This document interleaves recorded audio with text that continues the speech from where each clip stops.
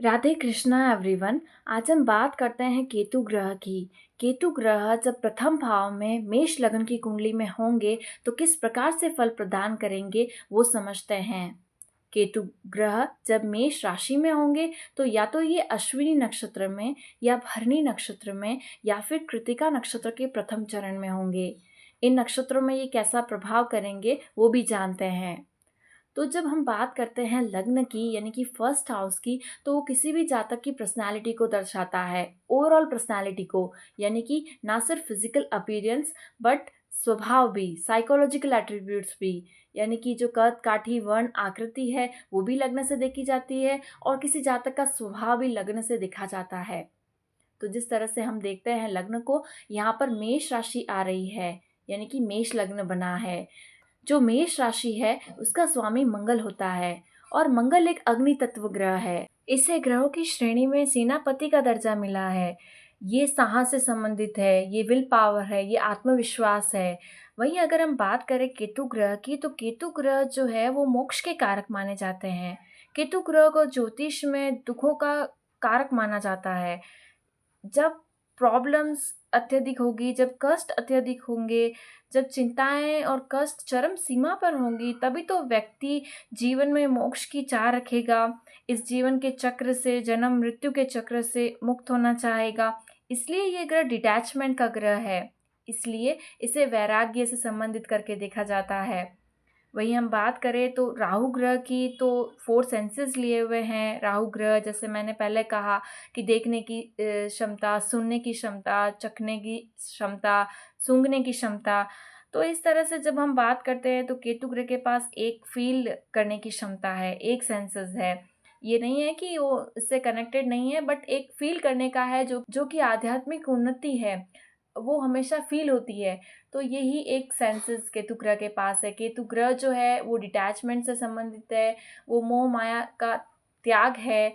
या ये ग्रह कहीं ग्रंथों में इसे बहुत ही अच्छा ग्रह माना गया है वैराग्य के रूप से, और कहीं पर दुख तकलीफों का कारण माना जाता है। या इसको मलिन, दीनहीन, तमोगुणी ग्रह और वैराग्य का कारक और फकीर, इन सब से संबंधित करके देखा जाता है। ये ध्वजा भी है, ये माउंट है, शिखर भी है। अब हम बात करते हैं मेष लग्न की कुंडली में केतु जब प्रथम भाव में होंगे तो कैसा फल प्रदान करेंगे। जब हम मंगल ग्रह की बात करेंगे, क्योंकि केतु और राहु ग्रह के डिस्पोजिटर बहुत मैटर करते हैं, तो ये मंगल ग्रह कहाँ बैठे हैं ये बहुत मैटर करेगा। लेकिन जब केतु फर्स्ट हाउस में अग्नि तत्व राशि में होंगे, केतु खुद कुचवत केतु है, मंगल के समान फल देने वाले हैं। तो जब ये प्रथम भाव में होंगे तो ये जातक को एक बोल्ड एटीट्यूड देंगे। बेबाक रूप से जातक अपनी बात को रखेगा, अपने लोगों को समझाने की कोशिश करेगा, बिना किसी भावनात्मक रूप से लोगों की परवाह किए हुए, भावनाओं की परवाह किए हुए, इमोशंस की परवाह किए हुए अपनी बात को रखेगा। ये जातक है वो जाति का, ये उनके बोलने में भी एक इंडिविजुअल को एक अच्छी स्पीच देते हैं, अपनी बात रखने का तरीका होता है।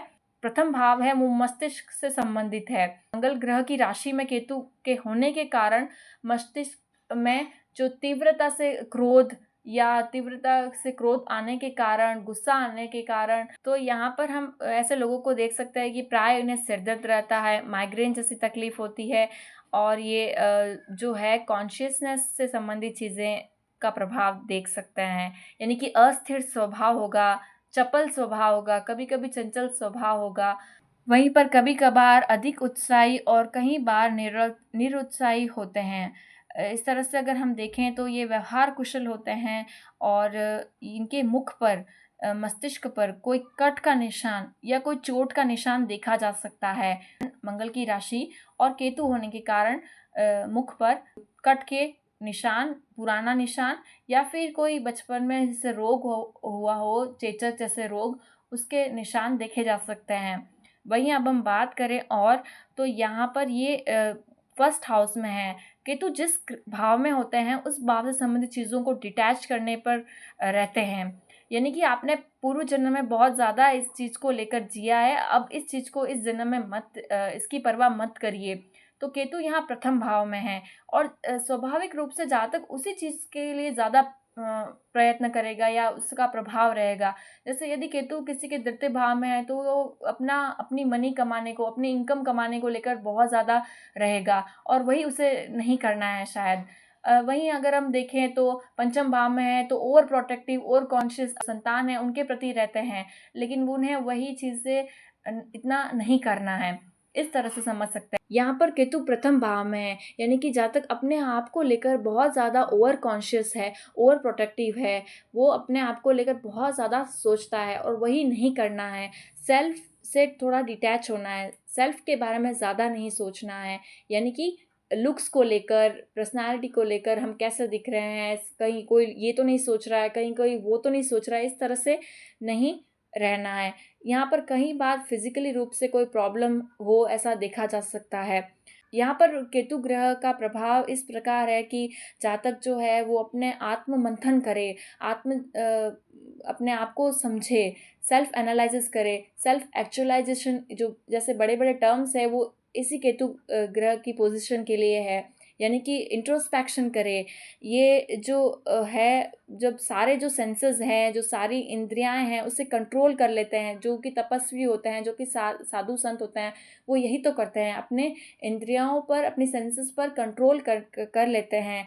फिर वो अपने आत्मज्ञान की तरफ बढ़ते हैं और अपने अस्तित्व को जानने की कोशिश करते हैं, समझने की कोशिश करते हैं। उस तरह से जो वैरागी और ये सब होते हैं। तो यहाँ पर त्याग की भावना भी देता है। जब केतु ग्रह बुरा प्रभाव दे रहे हैं, ज़्यादा चिंता परेशानी दे रहे हैं, तो सबसे अच्छा उपाय होता है मेडिटेशन। यानी कि मेडिटेशन करने से या ध्यान लगाने से बहुत ही शुभ परिणाम मिलता है। जब हम बात करते हैं यहाँ पर तो जिस तरह से सेंसेस को कंट्रोल तो सिर्फ साधु संत या वैराग्य ही होना नहीं है, आप अपने असाधारण जीवन में जीते हुए भी इस तरह से स्वभाव में ला सकते हैं। जैसे कोई प्रोफेशनल सर्जन है, सर्जरी कर रहे हैं, तो अपने वो कुछ टाइम के लिए अपने सारी चीज़ों को साइड में रख कर के वो अपना एक टारगेट पूरा करते हैं, एक सफल सर्जरी करते हैं, जीवन दान देते हैं और फिर वो उसका जो है आप ऐसे कह सकते हैं कि वो सक्सेस होते हैं तो वो झंडा गाड़ते हैं, ऐसा दे सकते हैं। जो सैनिक है, जो रक्षा कर रहे हैं, वो भी बहुत कुछ चीज़ें को डिटैच होकर के ज़्यादा अटैचमेंट ना रख कर के अपना कर्म कर रहे हैं। तो इस तरह से आप इसकी प्लेसमेंट को, केतु ग्रह की प्लेसमेंट को समझ सकते हैं। अगर हम बात करें और तो केतु ग्रह जब 1म भाव में होते हैं, वैसे तो केतु ग्रह की दृष्टियाँ नहीं बताई गई है, लेकिन यहाँ पर ये अपनी 5म दृष्टि से 5म भाव को देख रहे हैं, 7म दृष्टि से 7वें भाव को देख रहे हैं, तुला राशि जहाँ आ रही है, जिस तरह से आप इस चार्ट में देख सकते हैं, वहीं पे 9म दृष्टि से 9म भाव को देख रहे हैं, जहाँ धनु राशि आ रही है। जब हम 7म भाव की बात करते हैं, तो ये यहाँ राहु आ रहे हैं, जो कि एक हमेशा किसी भी भाव से 7म भाव, उस भाव को चैलेंज के रूप में आप देख सकते हैं। तो यहाँ पर राहु जो तुला राशि में है, वो बहुत सी चीज़ों के लिए चैलेंज कर रहा है। वो देख रहा है, देखो इतना अच्छा घर, ऐसा रेपुटेशन, ये चाहिए, वो चाहिए और इस तरह से ये यहाँ पर राहु केतु का प्लेसमेंट शो ऑफ कर रहा है। वहीं देखें तो 5म भाव में सूर्य की राशि है, वो नैसर्गिक रूप से केतु के शत्रु माने जाते हैं। तो यहाँ से रिलेटेड चीज़ों में एक एवरेज फल प्रदान होगा। अगर कोई ग्रह बैठे हैं तो मैटर करता है और कई बार केतु ग्रह की कोई दृष्टि का ज़्यादा फर्क नहीं बताया गया है, यानी कि इनकी दृष्टि नहीं होती है, जैसे आप देखते हैं हेड पार्ट नहीं होता है, तो ऐसा बताया गया है। वहीं 7म भाव की बात करें तो राहु ग्रह है और ये एक, जैसे मैंने कहा कि एक चैलेंज के रूप में है। 7म भाव जो होता है विवाह का, जो सामंजस्य रूप से जीवन जिया जाता है, कोई बिजनेस किया जाता है, पार्टनरशिप का बिजनेस उसका होता है। लेकिन यहाँ पर कार्मिक बॉन्डेजेस को बताता है, जब केतु 1म भाव में होते हैं और 7म भाव में राहु होते हैं, या फिर वाइस वर्सा, यानी कि जो राहु 1म भाव में हो, केतु 7म में हो, ये कहीं ना कहीं कार्मिक बॉन्डेजेस को बताते हैं। तो पूर्व जन्म के कर्म बंधन है। यहाँ पर चैलेंजेस तो होंगे, लेकिन ओवरऑल एक अंडरस्टैंडिंग के साथ, आध्यात्मिक जीवन के साथ अगर जिया जाए तो ओवरऑल एवरेज फल होगा। वहीं बात करें 9म भाव की, तो 9म भाव में धनु की राशि है, जो कि एक अग्नि तत्व राशि है और गुरु ग्रह से संबंधित है। तो यहाँ पर एक अच्छा फल प्रदान करेंगे। अगर गुरु ग्रह कहीं कुंडली में अच्छे बैठे हैं तो ये एक अच्छा मार्गदर्शन के साथ एक अच्छे जीवन को जीते हैं। वहीं बात करें अगर हम और, तो यहाँ कई कई बार ये बहुत ज़्यादा क्रोध करने के कारण, यानी मंगल अगर अच्छे बैठे हैं, मकर राशि के बैठे हैं, तो भी क्रोध अत्यधिक होगा। लेकिन वो क्रोध कहीं न कहीं वो सही डायरेक्शन मिले, जैसे गुरु अच्छे बैठे हैं तो सही मार्गदर्शन जीवन में मिले, तो वो क्रोध जो है वो जो क्रोध है वो किसी की भलाई के लिए होगा, या किसी के लाइफ को बचाने के लिए, या कुछ अच्छे के लिए क्रोध होगा। लेकिन यहाँ पर बहुत ज़्यादा, यहाँ पर ये दिमाग को ऐसे गरम रखता रखता है मंगल का प्रथम भाव में होना। कई बार ऐसे लोग प्रॉब्लम से, चैलेंजेस से कॉन्कर करके चाहते हैं, जब ये बहुत ज़्यादा मेहनत करते हैं, परिश्रम करते हैं, कुछ ट्रिक्स लगाते हैं और युक्तियाँ लगाते हैं, और ये उस तकलीफ़ों को पार पा जाते हैं। वहीं बात करें अगर हम नक्षत्रों की, तो यहाँ पर केतु ग्रह अश्विनी नक्षत्र के चारों चरण में, किसी भी चरण में, या भरणी नक्षत्र के चारों चरण में से किसी भी चरण में, या कृत्तिका नक्षत्र के प्रथम चरण में होंगे, तो यहाँ पर ये किस प्रकार फल प्रदान करेंगे वो देखते हैं। आपका केतु ग्रह कौन से नक्षत्र में है, ये किसी भी ऐप से जब आप डिटेल्स डालते हैं और ग्रहों की सीरीज आती है, उन ग्रहों की सीरीज के सामने ही उनके नक्षत्र और पद लिखे हुए होते हैं। तो जब हम बात करते हैं केतु ग्रह अश्विनी नक्षत्र में है, तो केतु ग्रह जो है स्वयं के नक्षत्र में होते हैं। केतु ग्रह जब स्वयं के नक्षत्र में होते हैं, तो ये यहाँ पर जो है एक अपने प्रभाव को अत्यधिक बढ़ाते हैं। तो इस तरह से यहाँ पर हाई स्पिरिचुअलिटी या हीलिंग की तरफ जातक जाता है, यानी कि खुद अपने कष्टों से उबरता है, उसके बाद में दूसरों को भी राह दिखाने वाले ऐसे जातक होते हैं। यहाँ पर ये फोकस रहना बहुत ज़रूरी है, एक कंसंट्रेशन, यानी कि वो उसका यही उपाय है मेडिटेशन। वहीं पे बात करें अगर आप, तो यहाँ पर जो है वो क्योंकि मंगल से रिलेटेड है, तो इसकी पहचान एक सर्जन के रूप में, या एक ऑपरेशन करने वाला हो, या किसी का जो रक्षक हो, ऐसा हो सकता है। ये यहाँ पर जो है अगर चंद्रमा फ़ेवर करे, सूर्य फ़ेवर करे, तो ये ओवरऑल ऐसे ही डायरेक्शन में जाते हैं, और ये स्पिरिचुअलिटी या हीलिंग के क्षेत्र में भी जाते हैं, ऑकल्ट के क्षेत्र में भी जा सकते हैं। इनकी रुचि स्वाभाविक रूप से हो जाती है, क्योंकि जब कष्ट पीड़ाएँ अत्यधिक होती है, तो उसका कारण जानने के लिए जो जातक या जातिकाएँ, जो व्यक्ति होते हैं, वो कई बार किसी और चीज़ों की तरफ जाते हैं, कि इसका कारण जानते हैं कि मैं ही क्यों, मेरे साथ ही क्यों। तो इस तरह से ये इन सब से संबंधित होकर भी देखा जा सकता है, जब केतु अश्विनी नक्षत्र में होता है। हीलिंग इसलिए क्योंकि अश्विनी कुमार का नक्षत्र है। अश्विनी कुमार जो जड़ी-बूटियों, जो इलाज करने के लिए जाने जाते हैं, ये अश्विनी नक्षत्र के देवता हैं अश्विनी कुमार। तो इसलिए ये औषधीय रूप से मेडिकल सेक्टर में, या औषधि के बनाने का जो है फ़ॉर्मूला ढूँढते हुए ऐसे लोगों को देख सकते हैं, जो कि हील कर रहे हैं, या कोई और प्रोसेस से हील कर रहे हो, देखा जा सकता है। वहीं बात करें अगर हम भरणी नक्षत्र की, तो भरणी नक्षत्र शुक्र का नक्षत्र होता है, और इसके देवता यम हैं। ये जो नक्षत्र है वो बर्थ और रीबर्थ, यानी कि डेथ, रीबर्थ, उससे संबंधित है। तो भरणी नक्षत्र में जब केतु होंगे, तो ये डिटैचमेंट तो देंगे, लेकिन एक क्रिएटिव भी बनाएँगे जातक को, क्योंकि शुक्र है जो अपना प्रभाव अवश्य देता है। भोग विलासिता की तरफ भी आसक्ति रहती है, फिर उनका ऐसा चेंजेस होता रहता है, फिर डिटैचमेंट होता है, फिर अटैचमेंट होता है, ये रहता है। यहाँ पे पास्ट लाइफ कार्मिक बॉन्डेजेस को भी बताता है, स्पिरिचुअलिटी, आध्यात्मिक, सेम जो केतु अपना चीज़ें हैं वो लेके चलते हैं, ऑकल्ट, स्पिरिचुअलिटी। और ये ऐसे लोग अर्निंग भी करते हैं, क्योंकि शुक्र से संबंधित है, तो ये लाभ भी पाते हैं। वहीं पे ये कम्फर्ट्स की भी चाह रखते हैं, तो एक तरफ से डिटैचमेंट भी है और एक कम्फर्ट की चाह भी है, ये देखा जा सकता है।